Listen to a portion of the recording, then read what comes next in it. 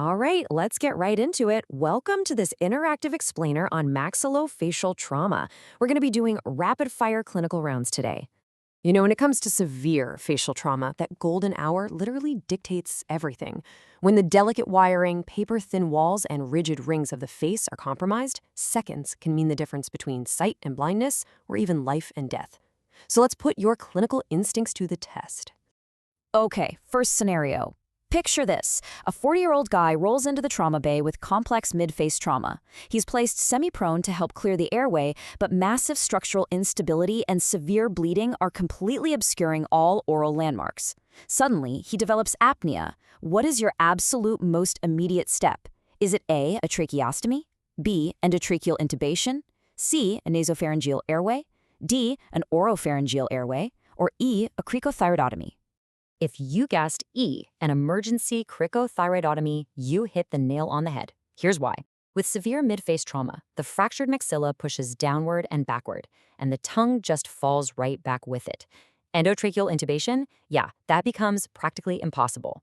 You are suddenly in a terrifying, cannot intubate, cannot ventilate crisis. You've got seconds to act, making a surgical airway below the obstruction, the cricothyroidotomy, absolutely mandatory. Now, you might be wondering, why not a tracheostomy? Well, it's all about time and setting. A cricothyroidotomy is your lightning-fast, trauma bay lifesaver. A formal surgical tracheostomy, on the other hand, is a planned, operating room procedure.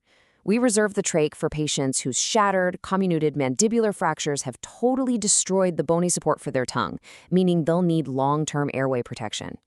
Let's move to the next question. Which of these is a true surgical emergency that will lead to disastrous ischemic results if you don't treat it immediately? Is it A, a parotid duct laceration, B, a facial nerve injury, C, a retrobulbar hemorrhage, or D, a zygoma fracture?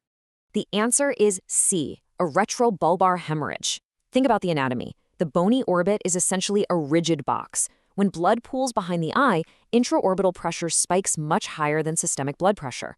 This creates a devastating compartment syndrome that will literally cause permanent blindness in just a few hours.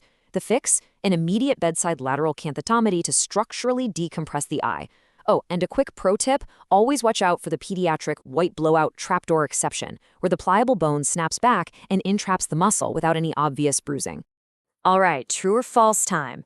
The mandible is the most commonly fractured bone after facial trauma, and acting as a rigid ring, it usually breaks in only one place. What do you think? If you said false, you're right.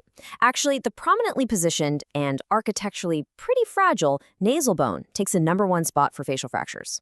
The zygomaticamaxillary complex comes in second, making the mandible third. And hey, a quick aside on nasal fractures. Always do a thorough speculum exam to rule out a septal hematoma. If you miss that, the cartilage can undergo ischemic necrosis and leave the patient with a permanent saddle nose deformity. And that second part of the statement, also completely false. The mandible acts mechanically like a rigid ring. We call it the pretzel principle. If you hit a pretzel, it almost never snaps in just one spot, right? Same with the jaw. A direct hit to the chin sends kinetic energy traveling right up the bone to snap the incredibly thin condylar neck near the joint, which is actually the most common site for a mandible fracture. Let's look at a classic blunt impact scenario. A 30-year-old gets hit directly in the face by a cricket ball. They present with double vision, diplopia, and a visibly sunken eye, or anophthalmos. Which part of the facial skull took the damage? A, the frontal bone, B, the medial maxillary prominence, C, the orbital floor, or D, the nasal bone? The correct answer here is C, the orbital floor. When a relatively large object, like a cricket ball or even a fist, strikes the eye, the hydraulic force shoves the whole globe backward. The thick outer rim of the orbit usually survives, but that paper-thin orbital floor just blows right out. To diagnose this, a non-contrast CT is your gold standard. You'll typically see the classic teardrop sign, which is literally herniated orbital fat and soft tissue hanging down into the maxillary sinus below. That traps the inferior rectus muscle, restricting upward gaze, and boom, that perfectly explains the double vision. Okay, dropping down to soft tissue for a second. What primary microbes make human bites such highly dangerous, rapid tissue destroyers?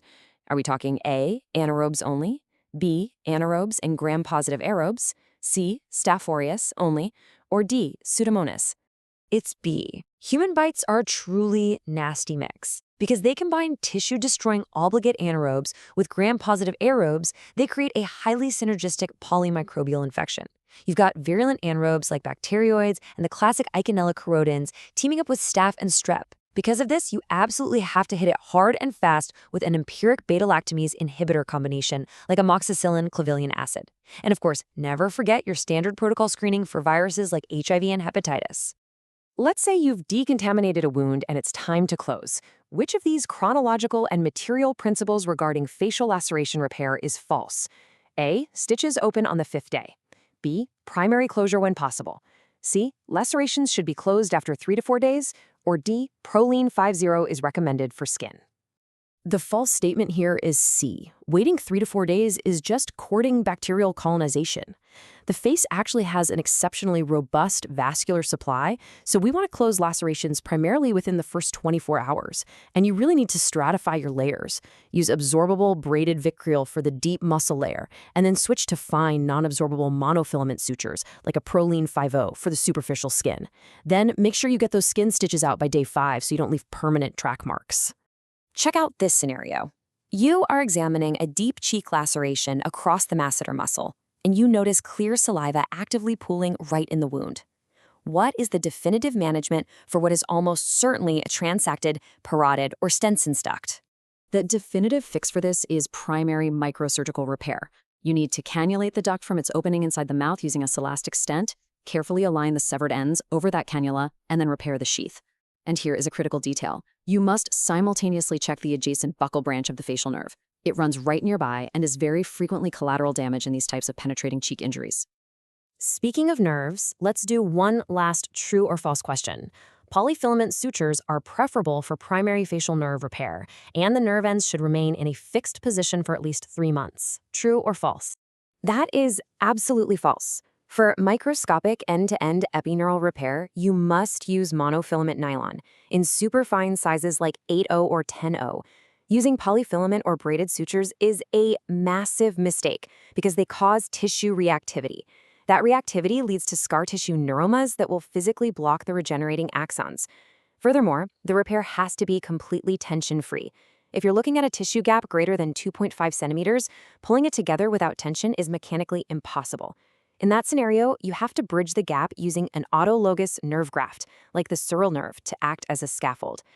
So, wrapping this all up, it really highlights how the human face is this incredibly fragile puzzle of rigid rings, paper-thin walls, and microscopic wiring.